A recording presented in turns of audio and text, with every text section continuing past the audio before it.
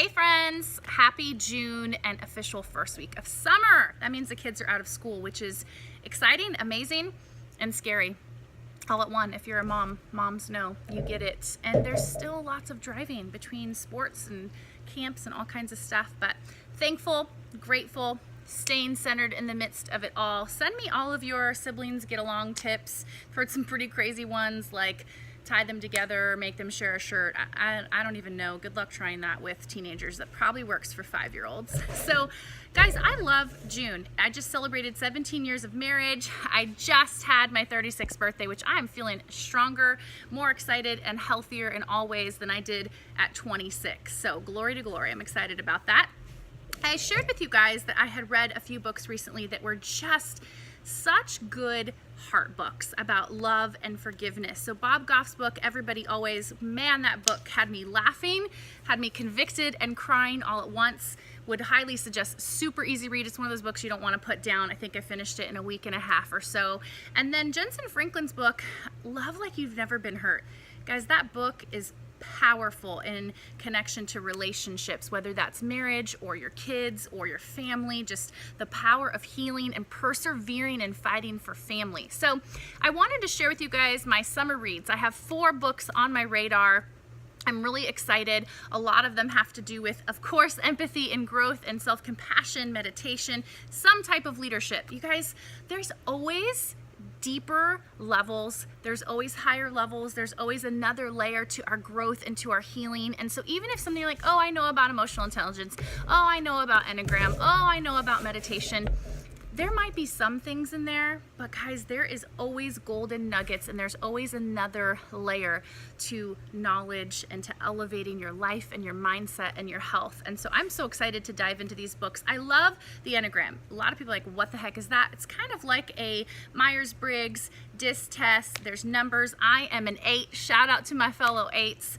And so this book, though, Sacred Enneagram, is probably one of the best. I've actually thumbed through it. I kind of tend to do that because it has charts and stuff. This is kind of a guide. I'd say you could dig into this like, oh, I need to see, you know, what the type 6, blah, blah, blah, especially working with people. I know what all of my team's number is, and I like to reference this so I can go back and go, oh, this is their tendencies. This is why they responded that way, because I want to know how to deal with not only myself, but other people in the best, healthiest way possible. Always looking to elevate. So another one, Primal Leadership.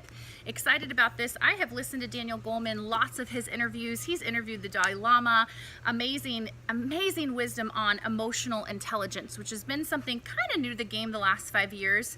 But I love anything on emotional intelligence, and so this would be one of those great books to dig into, whether you're a leader, looking to be a leader, leading in any capacity, or you just want to know more about emotional intelligence. Another book of his is called Altered Traits. This is all about how meditation it's the science behind meditation changing your mind and your brain and your body, which I so believe that. All my prayer meditation people are like, yes and amen. I would say I've always been a woman of prayer. I have a heart for intercession, but in the last 5 years, really studying and going deeper in contemplative prayer and meditation and setting intentions, that whole world. And I have seen just incredible results applying those things. So here's the deal, guys. You can watch the videos, listen to the podcast. You know, I'm a huge podcast listener. On top of having my own podcast, I listen to at least 1 podcast a day. I'm subscribed to several. If you want to know what they are, just DM me. I'll send you a screenshot and you can jump on them and subscribe.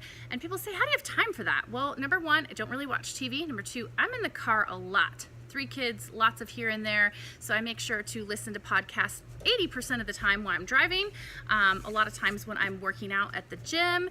And so if I'm not reading, then I'm listening to a podcast. So super excited to jump into this new content. My goal would to be to read these 3, and then also I have another book called Conscious Leadership. It's a big old book though, so that one's gonna take a minute, and I left it over there. So if you guys want the links to these, you can also DM me, and I'd be happy to give you my Amazon link for you to order up these books. But guys, it might be summer. That doesn't mean that we're gonna just put goals on hold. It doesn't mean that we're also gonna be maybe as in work mode. There is a balance for summertime. So we can work and play. We can hustle and we can grow grow, we can grind, and we can also have grace for the season. And so, especially as working parents, that doesn't stop because the kids are off school. It doesn't mean I'm not working. I'm still working every single day, whether that's working on self-improvement, if that's working on my business, if that's working on my podcast. There's something to always be done, let alone the house and the kids and the laundry. You know how that goes.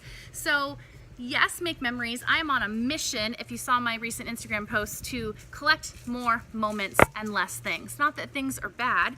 I am on that path of minimalism, but it's all about those memories. It's all about that. And even with our kids, you know, I just took my boys to SoCal last weekend. My son is chasing a dream of playing college sports. I'm so proud of him for that. And so we went and pursued a football camp. He has another one this week. We have a lot of different things on the radar. Kids have different camps connected to their passion. Some of them are serving at kids camps. And, you know, so there is a balance to that over the summer. We definitely want to take time to just, you know what? Put the computers away and hit the beach for a day. Make moments and memories. Make your time count. But maybe also, since your kids, if you have older kids, they're sleeping in, that's a great time to get up extra early, be extra productive, you know, go get that workout in, go get, you know, an hour of reading in, and then jump on the day. So you can feel like you could be really productive and still have that time with them, whether that's a pool day or, you know, taking them somewhere special. It might just be going to a movie, which, confession guys, I do not like going to the movies. It is a struggle for me with my personality and feeling like, oh my gosh, I got to sit here for 2 hours. So that is a sacrifice of love for me, for anybody in my family. If I've ever gone to a movie with you, that is true love from my heart to yours, because it's not one of my favorite things to do. And some people just absolutely love the movies, and other people don't like to read or listen to podcasts. We all have our different thing. But I just want to encourage you to set some summer intentions. Yes, summer is for fun. Summer is for having some days. I have a few days on my calendar where I'm not going to live by an alarm. I'm not going to be getting up at 5:30. I'm going to have a slow and sacred morning. I'm going to have a day home. So that is so important. Putting rest on the calendar is just as important as putting fun on the calendar, just as important as managing your time to be productive. So maybe you're working towards a goal, you're writing, you're podcasting, you're launching a business, you're partnering with people. You can still keep those goals over summer, as well as just making sure we're staying healthy. You know, we don't want to just throw out everything we've been working hard on. If that's eating clean and taking supplements and working out, if that's been taking time in meditation, do not throw that stuff out over the summer. Yes, you can always reset. Yes, tomorrow is a new day. I believe in that. Don't beat yourself up if you slip or you fail. But it is so important, you guys, that we are pressing in, holding on to our goals, holding on to our why, keeping our vision on the future, and say, hey, what will I be thankful I did come September?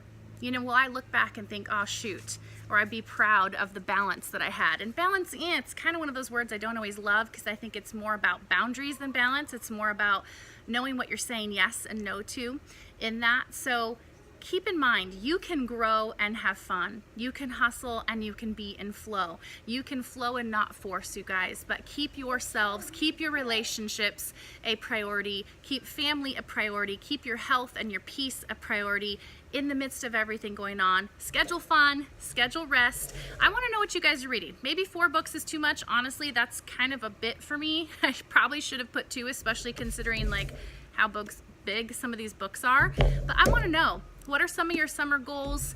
Sit down with your kids, have them pick, hey, what are 2 things you really want to do this summer? And for yourself, what are 2 books I can read? How many podcasts do I want to listen to? What are some days I can get up early and I can use my gifts and I can grind, whether that's read or blog or podcast or, you know, do something that is going to get you towards your goals. So guys, I'm excited to be sharing some fresh content with you, not only on the podcast, but right here on YouTube. So make sure you're subscribed, make sure you share it. Thank you guys so much for leaving those comments, leaving the reviews, sharing them with people that you know. It literally makes my day. Okay, friends, we will talk soon. Have an awesome day.